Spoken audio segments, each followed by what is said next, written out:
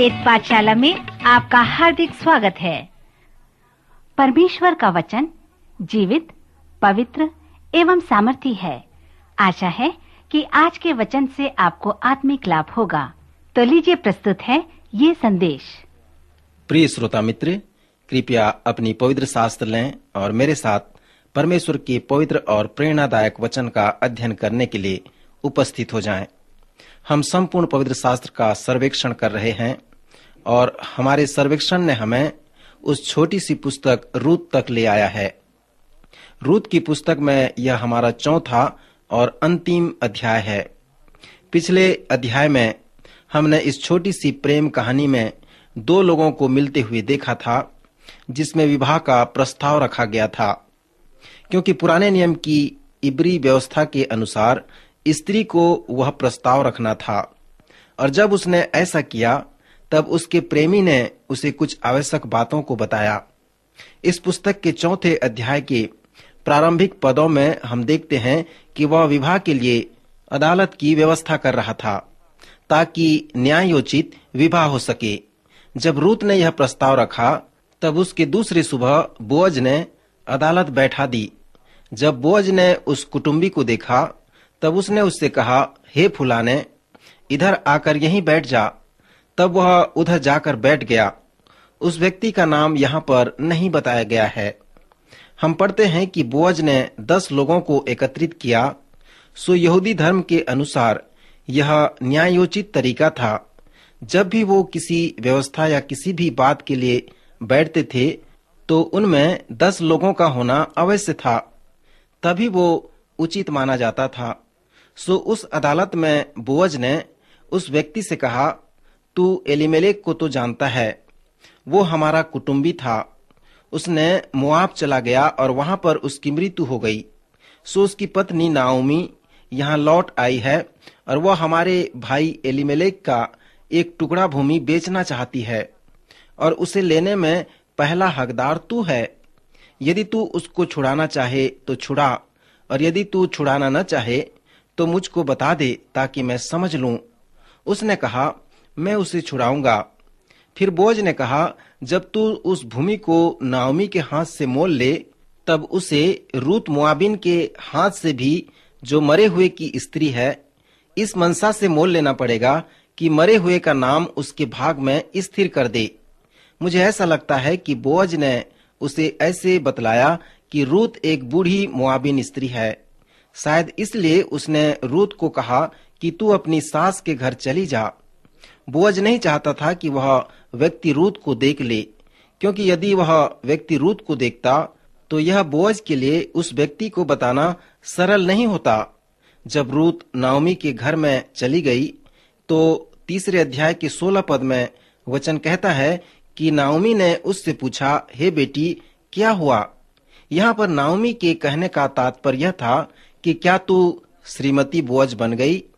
क्या वहाँ कोई विवाह हुआ? नाओमी बहुत ही विशिष्ट प्रकार की एक यहूदी सास थी। फिर नाओमी ने रूत से कहा, बेटी, चिंता मत कर, चुपचाप बैठी रह, क्योंकि आज उस पुरुष को यह काम बिना निपटाए चैन नहीं पड़ेगा।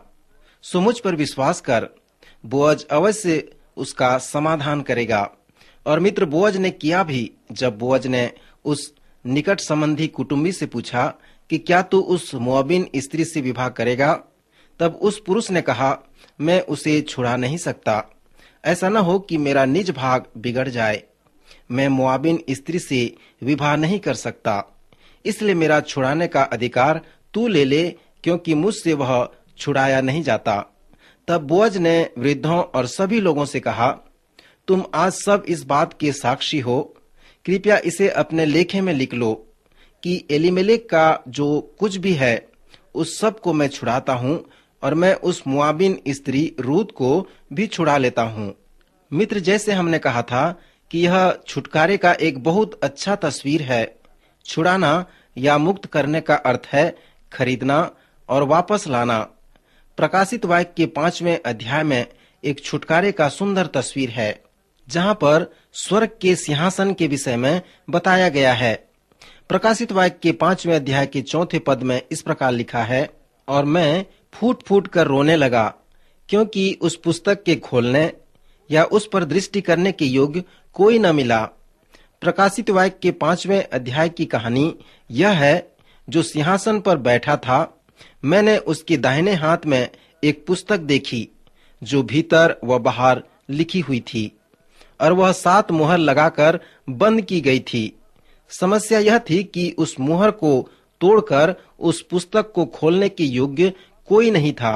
विद्वान विश्वास करते हैं कि उस सूची में उन स्त्रियों का कर्जा लिखा होता था जिन्हें छुटकारे की आवश्यकता थी। स्मरण करें कि इसके पहले कि वह छुटकारा देने वाला कुटुंबी उस सूची को देखे जहां पर उस स्त्री के विषय में कर्जा लिखा है, उसे अपनी योग्यता और अपने स्वयं की इच्छा को दिलाना होता था। उसे यह नहीं मालूम होता था कि उसका मूल्य उसे कितना पड़ेगा, क्योंकि कोई भी उसके योग्य नहीं होता था कि वह उस मुहर को तोड़े और उस लेखे को देखे कि मनुष्य के छुटकारे का कीमत कितना पड़ सकता है। तब एक शुभ समाचार सुनाया जाता है कि मत रो, देख, यहूदा के गोत्र का वह सिंह जो दाऊद का मूल है, उस पुस्तक को खोलने और उसकी 7 मोहरें तोड़ने के लिए जयवंत हुआ है। और मैंने उस सिंहासन और 4 प्राणियों और उन प्राचीनों के बीच में मानो एक वध किया हुआ मेमना खड़ा देखा। उसके 7 सींग और 7 आंखें थीं। ये परमेश्वर की 7 आत्माएं हैं जो सारी पृथ्वी पर भेजी गई हैं।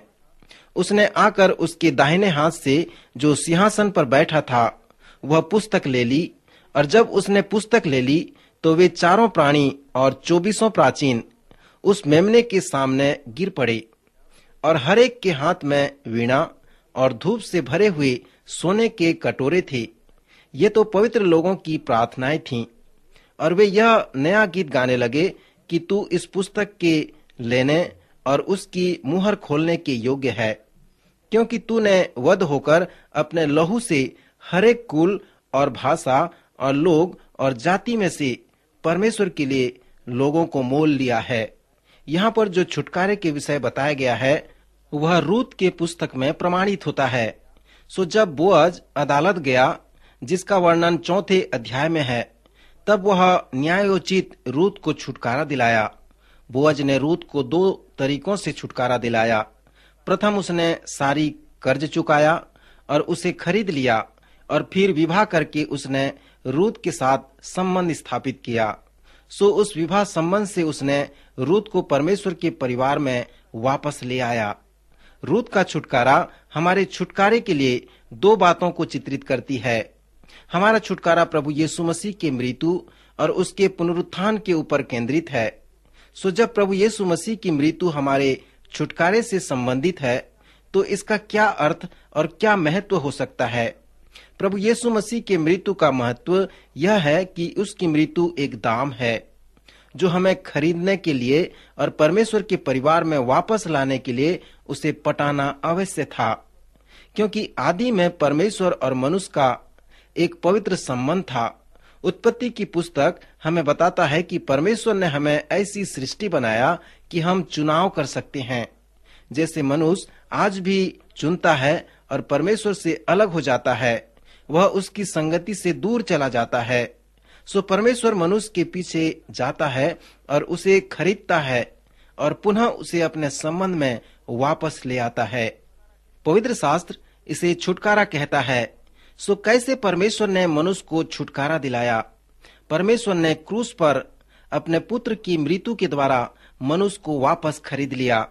पतरस ने कहा है कि यह छुटकारा सोने चांदी अर्थात नाशमान वस्तुओं से नहीं हुआ, परंतु निर्दोष और निष्कलंक मेमने अर्थात यीशु मसीह के बहुमूल्य लहू के द्वारा हुआ है। सो पतरस के कहने का अर्थ यह है कि यह उस व्यवस्था के जैसे अर्थात कुटुंबी के छुटकारे के जैसे है। सो यहाँ पर हम अधूरे छुटकारे को देखते हैं। बोअज एवं रूत के मध्य का विवाह छुटकारे के दूसरे आयाम को चित्रित करता है। प्रभु यीशु मसीह मुर्दों में से जी उठे और वो हमारे हृदय के दरवाजे को खटखटा रहे हैं। प्रभु यीशु मसीह हमसे चाहते हैं कि हम हृदय के दरवाजे को खोलकर उसे अंदर बुलाएं और उसका स्वागत करें। पुनर्जीवित प्रभु यीशु मसीह हमसे संबंध स्थापित करना चाहते हैं। सो वह संबंध यहाँ पर प्रेम के संबंध को वर्णन करता है। प्रभु यीशु मसीह दूल्हा हैं और हम दुल्हन हैं। सो हमारे इस छुटकारे में कुछ विश्वास करना है और कुछ प्राप्त करना है। सो यह छुटकारे का दूसरा आयाम है जो हमारे लिए इस रूत की पुस्तक में चित्रित किया गया है। रूत मेरा व आपका तस्वीर है। सो जब हम प्रभु यीशु मसीह पर विश्वास करते हैं, परमेश्वर के पास आते हैं, तो छुटकारे के लिए हमारी आशा क्या है? हमारी आशा परमेश्वर के अनुग्रह पर है। परमेश्वर का अनुग्रह परमेश्वर की व्यवस्था के द्वारा बताई गई है, जो रूत की पुस्तक में लागू होती है। परमेश्वर की व्यवस्था जो हमारे छुटकारे के लिए बताई गई है, जिसे हम प्रभु यीशु मसीह की मृत्यु और उसका पुनरुत्थान कहते हैं। उसके मृत्यु के द्वारा प्रभु यीशु मसीह हमें खरीद लिए हैं और उसके पुनरुत्थान के द्वारा जब हम उसे अपने हृदय में आमंत्रित करते हैं, तब वह हमें परमेश्वर के पास वापस ले आता है और हमें सामर्थ देता है कि परमेश्वर के संतान की नाई हम जीवन व्यतीत करें। फिर रूत की पुस्तक में एक और सच्चाई है जिसे मैं विपरीत प्रेम कथा कहता हूँ। हमारी संस्कृति में पुरुष स्त्री का चुनाव करता है, परंतु यहाँ पर इस छुटकारे की व्यवस्था के कारण हमने बताया कि रूत ने अपना विवाह प्रस्ताव बोअज के लिए रखा। सो उसे बोअज से कहना था कि मैं चाहती हूँ कि तू मेरा छुटकारा देने वाला हो जा। सो मित्र, हमारे छुटकारे के लिए भी यही बात सत्य है। बोअज ने जो किया वह था कि उसने यह प्रकट किया कि वह रूत से बहुत प्रीति रखता है और उसे छुड़ाना चाहता है, परंतु रूत को पहले कहना था। हमें कहा गया है कि प्रभु यीशु मसीह हमारे हृदय के दरवाजे के पास खड़े हैं। वह बार बार खटखटा रहे हैं और वहीं पर वे खड़े हैं। प्रभु यीशु चाहता है कि हम अपने हृदय के दरवाजे को खोल दें और उस प्रभु और उद्धारकर्ता से कहें कि वह हमारे जीवन में आए और हमें नियंत्रण करे और हम उसके साथ बने रहें और उससे संगति करते रहें। परंतु सामान्य विश्वासी ऐसे नहीं करते। हमें प्रभु यीशु मसीह से कहना है कि प्रभु, मैं चाहता हूँ कि तू मेरा छुटकारा देने वाला बन जा। मैं चाहता हूँ कि तू मुझे अपने मृत्यु द्वारा खरीद ले और अपनी संगति में ले ले।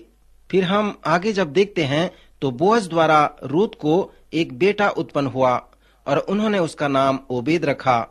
सो वह ईसै का पिता और दाऊद का दादा बना और वह यीशु मसीह की वंशावली में गिना गया।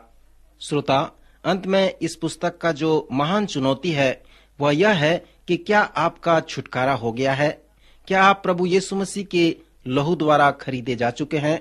और क्या आपका व्यक्तिगत विश्वास प्रभु यीशु मसीह के लहू में है? यदि नहीं तो प्रभु पर विश्वास करें। प्रभु आज के वचन द्वारा आपको आशीष दे।